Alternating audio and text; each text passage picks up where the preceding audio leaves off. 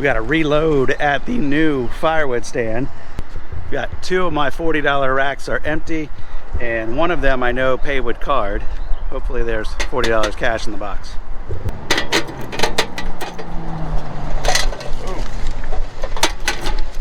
So it's been like 2 weeks. Haven't really done any advertising on the stand or anything. Just let it sit here, see what traffic comes to it. And there hasn't been any bundle sales yet. Hasn't been any small stack sales yet. 2 of the $40 stacks though.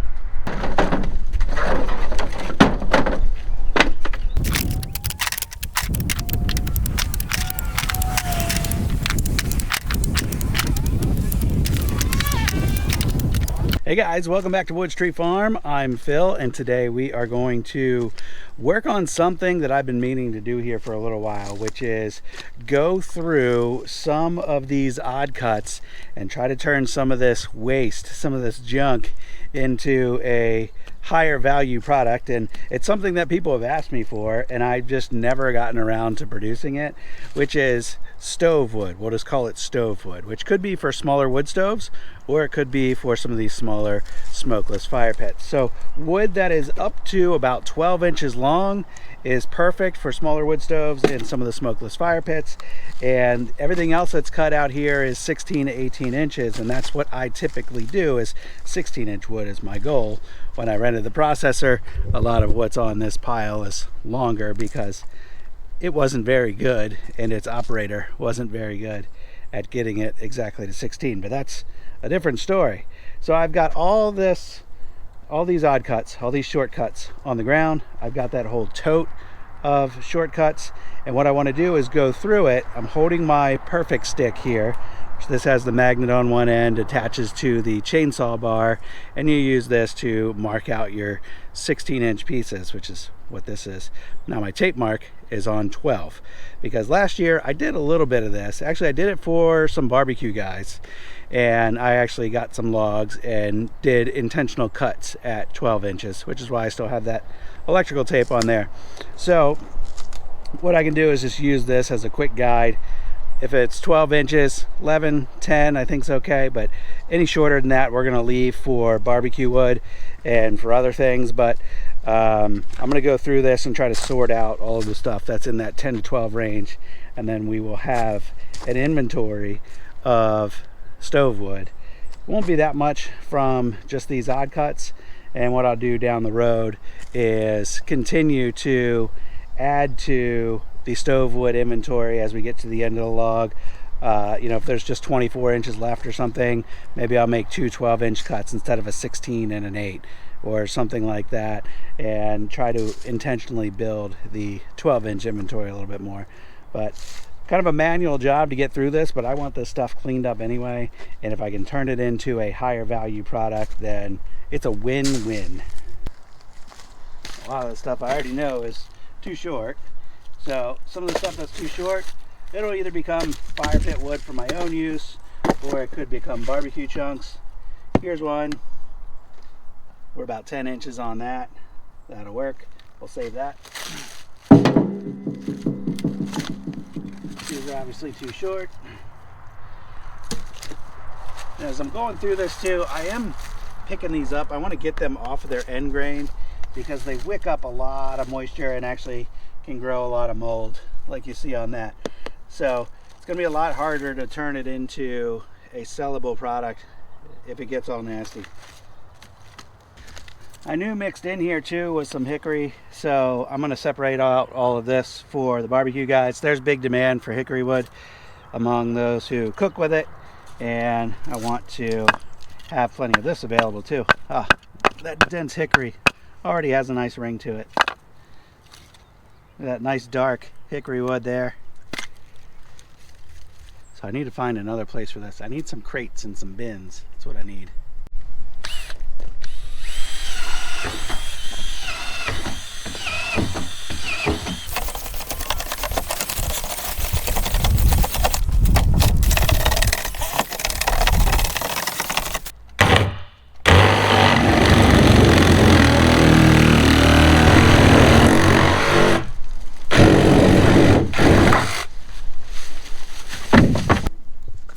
I think I caught myself about to do something foolish we can be a lot more efficient here. So with these totes ready to go, these bins, I should just bring my splitter over and just pick up every single piece that I plan on doing something with. If it needs splitting, do that, and then drop it into the appropriate bin. So that's what I'm going to do. What I was initially thinking of doing was just sorting out all the 12-inch wood, and as I started sorting, I realized, oh, there's a bunch of like 6 to 8-inch stuff in here that would be good for small pizza ovens or barbecue wood or whatever. And anyway, I can still sort by these different products as I'm processing wood, which would make a lot more sense.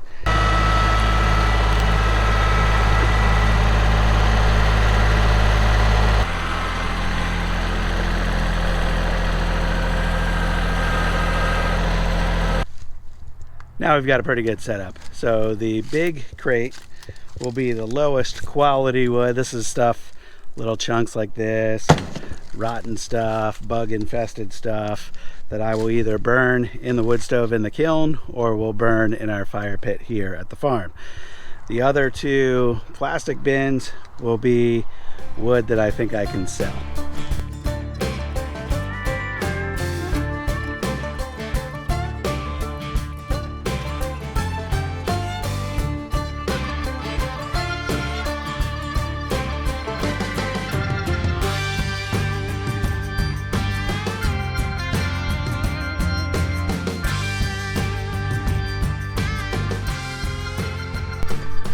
This process is way better than what I was about to do when I started. So I'm gonna need some more bins to put stuff in, but this is the odd chunks, the 4 to 6 inch or so chunks, 4 to 8 inch maybe. And all these pieces have bark. So that's all oak, all has bark. And then on the larger rounds, I started splitting off some barkless pieces here, all 6 to 8 inch stuff. If it was shorter than that, it all went into this bin. And all the real oddball stuff, ugly stuff, goes in my personal stash over here. That's working out great. So I want to get through all of this here. There's more buried right there in that pile of sawdust and wood chips and whatnot. And then I've got that big crate over there. I don't know with the sun going down this evening if I'll get all of it done, but I want to get as much of this cleaned up as possible, and then we'll look and see what we have in these bins when we're left, and we'll try to put a value on this stuff if we think we can sell it. I think if I put this online for barbecue wood or pizza oven wood or fire pit wood, somebody will probably buy it, especially if it's cheaper than your normal firewood. And this is otherwise a waste product for me. And I think that barkless wood I can probably sell for a premium, but we'll have to see how much I can get.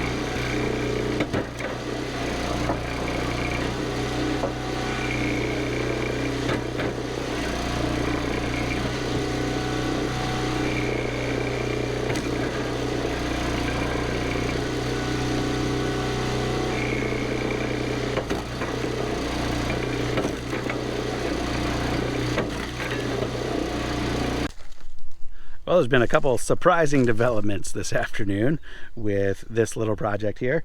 First, I thought I was going to be working on some premium stove wood. Turns out there's not that much stuff in here that's 12 inches. So all I've got is what's in the bucket down there. And I know that there's more in here. I think some of the stuff that ended up being about 12 inches probably went up the conveyor when I was using the firewood processor, and there's stuff in this pile that's the right size. And I know that because as I've worked through these piles a little bit to do some of the resplitting, I have put some larger pieces off to the side that are shorter in length, and I know some of those are 12 inches. But as I'm looking through the rest of this waste wood, these cut-off pieces, it's all shorter stuff. And I'm looking in that crate over there. I thought there was more longer stuff in it, but the closer I look at it now, the more it looks like the stuff that I've already been working on. I think there's very little 12-inch wood in there. So once I work through that, I'll end up with a lot more of what I've gotten so far. But you guys take a look at this. Let me know what you think. I'm sure I can sell it. For what? I don't know. But this is what I'm going to call the barbecue wood. This is similar to what I've bagged up in the past and sold for $15 a bag. There's plenty of market out there for barbecue wood. So this is all, you know, this is the shortest stuff, maybe 4 or 5 inches up to 6 to 8 inches, and pretty much everything in there. This one I just picked up, I noticed.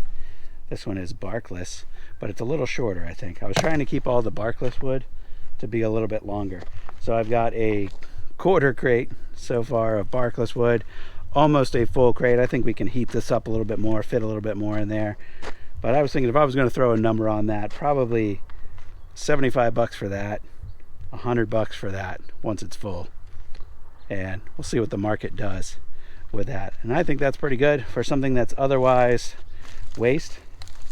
You know, all these short cut-off pieces, spent 20-30 minutes working through and resplitting that stuff, and end up with, you know, potentially a couple $100 worth of actual sellable product.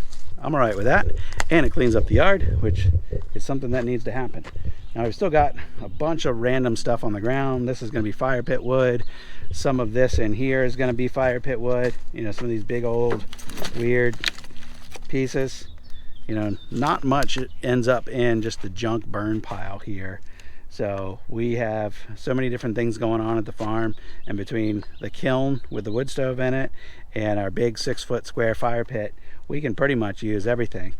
The other thing I thought was there was going to be a lot more hickory in here, which I mentioned there's a premium for hickory around here. There's big demand for hickory, and the only hickory scrap I got is this little bit right here. Hardly, I mean, if I was going to do bagged up hickory wood, maybe 2 bags worth, but that's it.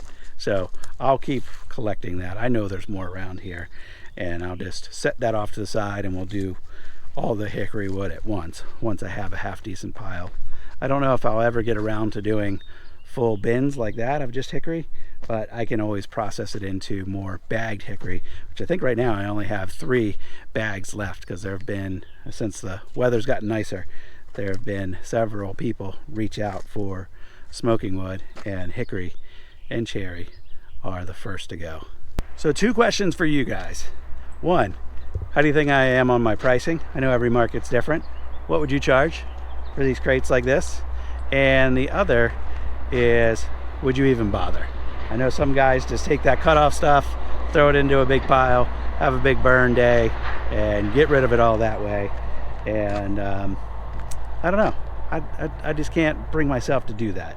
Spending this 45 minutes that I spent here today collecting all that, splitting it, getting a little bit of wood for my kiln or my fire pit right there, getting some sellable product, I think that's a good use of time. But you guys let me know what you think. I'm going to wrap us up. I got to put tools away before it gets dark. Thanks for watching, guys. I'll see you on the next one. Bye-bye.